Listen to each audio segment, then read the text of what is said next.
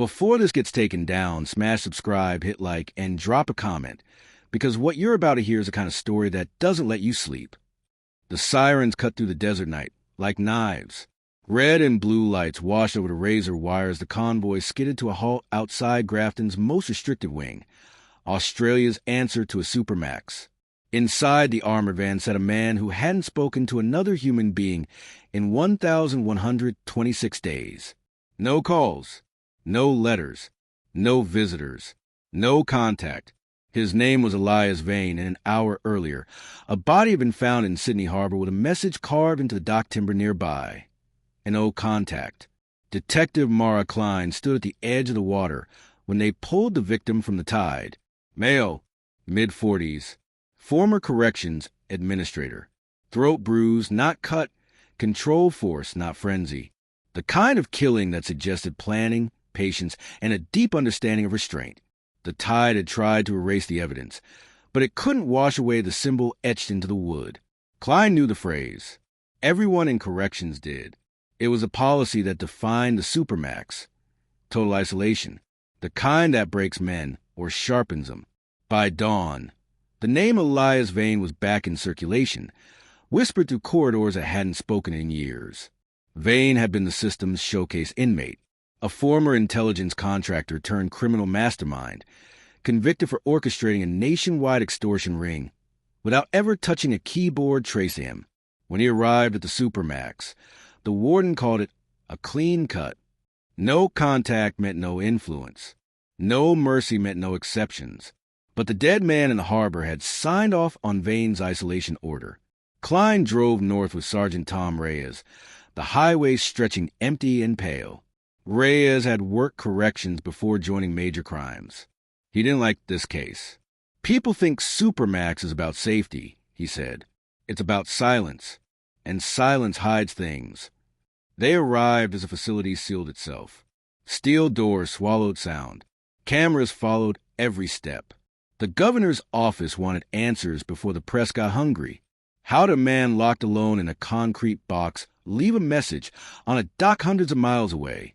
Inside the control room, Warden Celia Hart waited with her hands folded, calm to the point of rigidity. Elias Vane has had zero contact, she said. No phone, no mail, no visits. His exercise is solo. His meals are delivered through a slot. He hasn't seen another inmate since intake. Klein watched the screens. A single cell, a bed bolted to the floor, a stainless steel sink, a man sitting perfectly still, eyes open, staring at nothing. Has he spoken at all? Klein asked. Hart hesitated. Not in years. They reviewed logs. Nothing out of place. No breaches. No unauthorized access. Yet the message at the harbor wasn't random. It was a signature, taunting, precise. The victim had been part of a closed committee that expanded isolation protocols after a prison assault. Vane had been their test case. As Klein studied the footage, she noticed something odd. Every night at 2:17 a.m., Vane stood and faced the camera, not pacing, not shouting, just standing as if listening. Zoom in, she said. The technician complied. On the wall behind Vane, barely visible, were faint scratches, patterns, not words. Reyes leaned closer. That's not random, he murmured. That's timing. Klein felt the room tighten. Timing meant communication. Communication meant contact. And contact meant the system, the one sold as foolproof, had failed. They ordered a physical inspection of the cell. When officers entered, Vane didn't move. He didn't resist. He didn't speak. They scanned the walls, the bed, the sink. Nothing. Then one officer tapped the light fixture. The sound wasn't solid. It echoed. They shut down the wing and opened the panel. Behind was a narrow cavity running along the cell block. Old infrastructure, undocumented. Inside, etched carefully into the metal, was a list of names. Corrections officials, administrators, policymakers. The last name had been scratched out. It matched the man pulled from Sydney Harbor. And at the bottom, freshly carved, were 3 words that turned the room cold. Next is you. By the time sunrise hit the razor wire, 2 things were clear. Elias Vane had never needed a phone, and the Supermax had never truly been sealed. The facility went into emergency lockdown. Staff were ordered to surrender personal devices. Engineers mapped the hidden cavity and discovered it ran like a spine to the entire wing, connecting cells that had supposedly been isolated for years. It wasn't a tunnel you could crawl through. It was worse. A conduit for sound, for tapping, for timing. A prison Morse code, learned slowly in the dark. Detective Mara Klein stood over the etched names as if they might bleed. Every one of them belonged to someone who had helped design or enforce Australia's no-contact regime. People who believed isolation was clean, clinical, humane. Reyes exhaled slowly. "This isn't revenge," he said. "It's a campaign." News of the Harbor murder leaked by mid-morning. Headlines didn't say Supermax, but the implication was clear. Someone inside the system was settling scores, and the clock was already ticking. The Premier's office demanded reassurance. Warden Hart promised control. Klein didn't believe her. They brought Elias Vane into an interview room designed to strip power from anyone who entered it. White walls, bolted table, camera in every corner. Vane sat down without resistance, his movements economical, almost polite. Up close, he didn't look dangerous. He looked preserved, pale skin, calm eyes, a man who had learned to survive without reaction. "Do you know why you're here?" Klein asked. Vane smiled faintly for the first time in years. Someone finally noticed a noise. Reyes slammed a file onto the table. "A man is dead. Your name is carved into the place he died." Vane didn't look at the file. "You taught us to speak without speaking," he said softly, "to exist without being seen. Did you think we wouldn't adapt?" Klein leaned forward. "Who is we?" Vane's smile widened, just enough. "The ones you buried alive." They searched deeper. Maintenance logs showed decades of shortcuts, cost-saving measures, ignored warnings.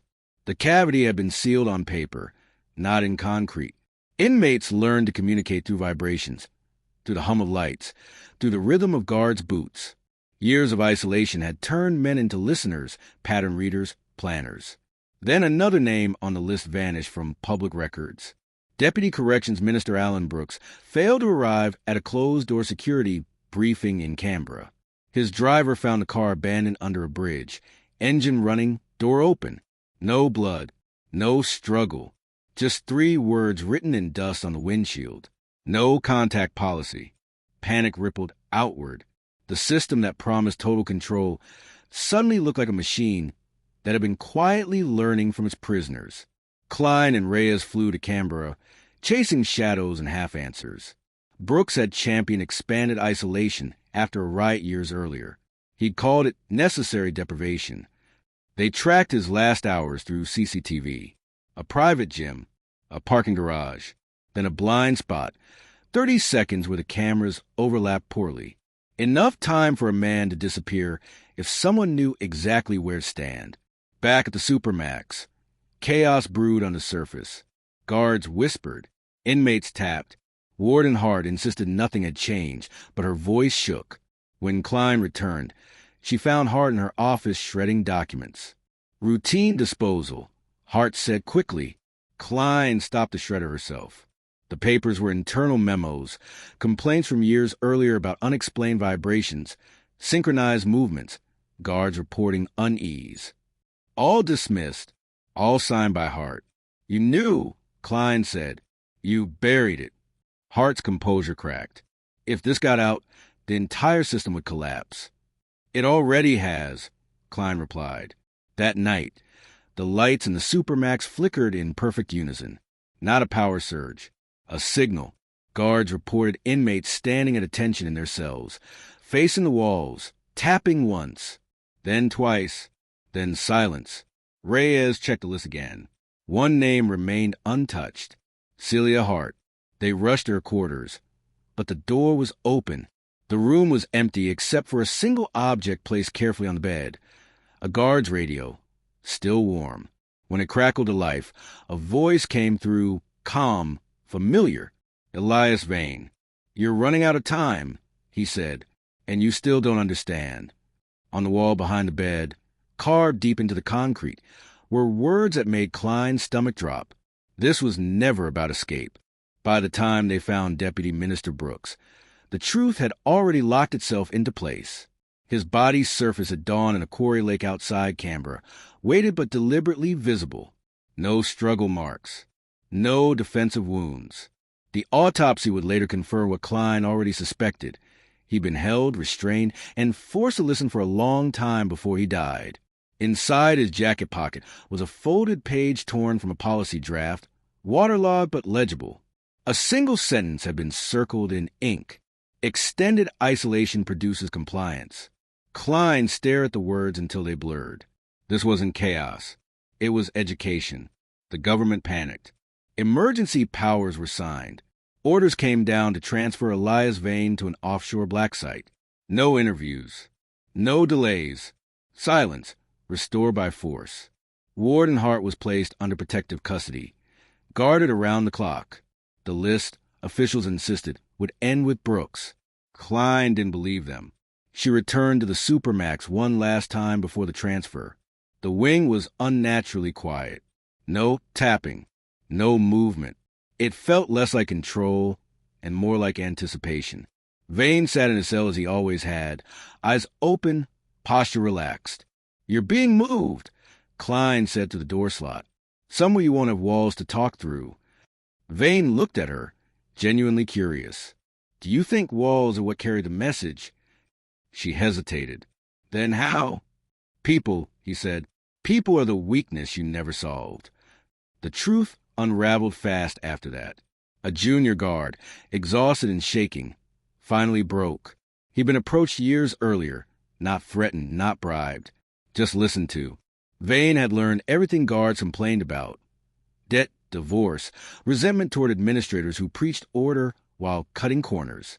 The messages passed weren't instructions to kill. They were stories, names, context. The inmates didn't pull triggers. They identified pressure points and let the outside world do the rest. One death was a mugging gone wrong. Another was an accident. Brooks had been handed over to a former contractor he'd quietly ruined. The system had created enemies faster than it could track them. No contact hadn't stopped influence. It had concentrated it. As the transfer convoy prepared, alarms screamed through facility. Not a riot, not an escape. Every cell door remained sealed. Instead, the control room monitors lit up, emails sent, files uploaded, records leaked. Decades of classified reports about psychological damage, suicides, fabricated compliance data. Everything the system had hidden spilled into the public sphere in real time. Warden Hart watched the screens, hollow-eyed. "Shut it down," she whispered. They couldn't. The release had been scheduled weeks earlier, triggered by a simple condition: movement.